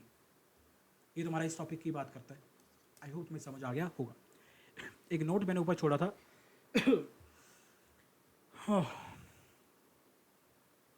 Note कौन सा था अपना, कहाँ गया, ये रहा। Nothing in this essay requires the external auditor to use the work of internal audit function or to modify the entity of the audit procedures to perform directly by the external auditor. It means the decision of the external auditor establishing ओ भाई बिल्कुल बड़ा common sense वाला point है यार, तुम खुद भी read करते हो तुम्हें समझ आ जाता, क्योंकि इतना तुम्हें अच्छी तरह मैं चैप्टर बता चुका हूँ, राइट। इसका मतलब क्या है भाई कि तुम्हें SS 610 नथिंग इन एस, तुम्हें SS 610 ये नहीं बताता, तुम्हें ये नहीं वो गाइड कर रहा, ये नहीं कह रहा कि ऑडिटर सुन मैं तेरे को ये कह रहा हूँ तो उसका काम यूज़ कर ले और अपने प्रोसीजर्स को कम कर ले, ना ना ना ना ना, SS 610 तुम्हें ये नहीं कह रहा कि उसका काम यूज़ कर ले और अपने प्रोसीजर को कम कर ले, नो, वो तो सिर्फ वो गाइडेंस दे रहा है, वो सिर्फ तेरे को बता रहा है कि ऑडिटर तू अगर चाहे तो उसका काम यूज़ कर सकता है, किस तरह यूज़ करना है वो मैंने तेरे को बता दिया कि उसकी ऑब्जेक्टिविटी को देख, उसकी कॉम्पिटेंस को देख, उसके बाद प्लानिंग करके चल, उसको बता कि इस तरह काम करना है, उसकी अप्रोच को देख सिस्टमेटिक है नहीं है, ठीक है, किन किन हालात में यूज़ नहीं करना, किन किन हालात में यूज़ करना है, मैंने आपको गाइडेंस दी थी, बट यूज़ करना है नहीं करना वो सब तेरी प्रोफेशनल जजमेंट है खुद की, it remains the decision of the external auditor. कल को तो ये नहीं कह सकता कि यार उसने ऑडिट किया मेरे को क्या ज़रूरत है कोई प्रोसीजर लगाने की, नो, तू अपने प्रोसीजर लगा, तेरे को लगाने ही पड़ेंगे, किस हद तक लगाना है, क्या उसका एक्सटेंट रहेगा, क्या टाइमिंग रहेगा, वो तेरे ऊपर है। कहीं मेरे को कहे कि ऐसे 610 तो कह रहा है कि उसका काम यूज़ कर लो और कुछ करो ही ना, ना ना ना, ऐसे 610 से को ये गाइड कर रहा है कि यार तू उसका काम यूज़ कर सकता है, ये नहीं कह रहा कि तू कुछ करी मत, सिर्फ वही करेगा, you should also apply some procedures.